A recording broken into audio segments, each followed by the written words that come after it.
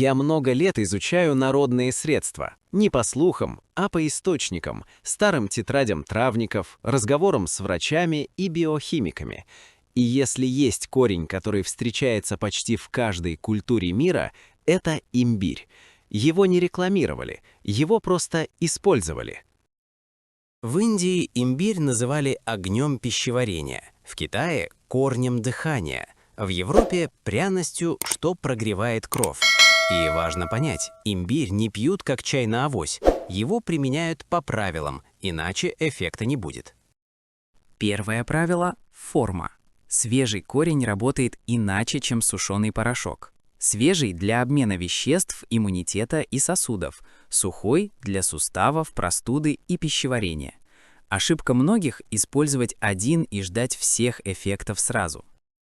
В народной практике утро начинается со свежего имбиря. Не с кофе, не с сахара. Маленький кусочек, 1-2 см, нарезанный тонко, заливают теплой, но не кипящей водой. Это запускает тело, а не раздражает желудок. Важно! Имбирь не лечит мгновенно.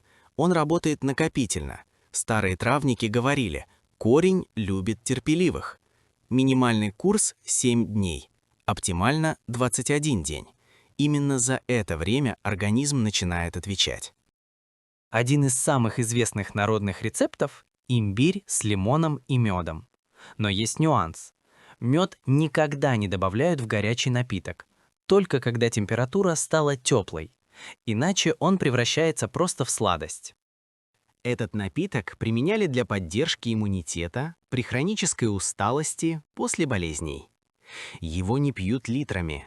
1 чашка утром или днем, вечером только если нет проблем с давлением и сном. Для пищеварения в народе использовали другой способ. Имбирь натирали, отжимали сок и добавляли несколько капель в теплую воду перед едой. Это стимулировало выработку ферментов и убирало тяжесть. При болях в суставах и спине имбирь применяли наружно. Порошок смешивали с теплой водой до пасты, добавляли каплю масла и накладывали как компресс.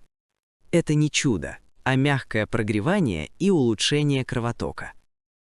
Имбирь всегда считался корнем кровообращения. Его не советовали людям с сильным жаром или обострениями. Народная медицина уважала баланс. Если телу и так горячо, имбирь уменьшают или исключают.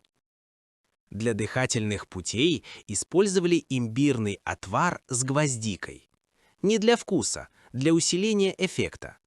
Такой отвар пили маленькими глотками, согревая грудную клетку изнутри. Интересно, что имбирь редко использовали в одиночку. Его сочетали с корицей, куркумой, чесноком, но всегда в малых дозах. Народные рецепты не про «чем больше, тем лучше», они про точность. Одна из самых частых ошибок – пить имбирь на голодный, раздраженный желудок. Если есть гастрит или чувствительность, его принимают после еды или сильно разбавленным. Это принцип, о котором часто забывают.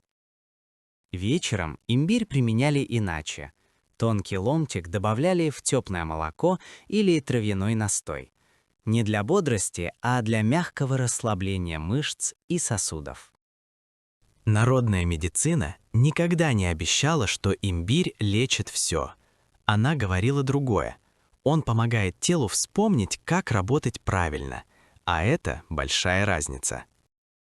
Имбирь не таблетка, это инструмент. И если использовать его без понимания, можно не получить ничего. Но если следовать ритму, дозе и времени, эффект ощущается постепенно и естественно. Сегодня наука подтверждает многое из того, что знали столетия назад. Влияние на обмен веществ, воспаление, микроциркуляцию. Но народная мудрость всегда шла впереди лабораторий. Поэтому главный вывод прост. Имбирь не мода и не миф. Это корень дисциплины. Он требует внимания, уважения и умеренности.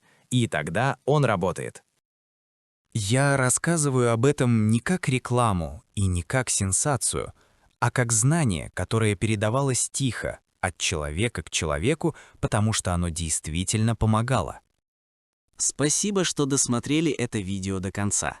Если информация была полезной, поставьте лайк, напишите комментарий и подпишитесь на канал «Доктор Здоровья». Здесь мы говорим о простых вещах, которые работают, когда их понимают.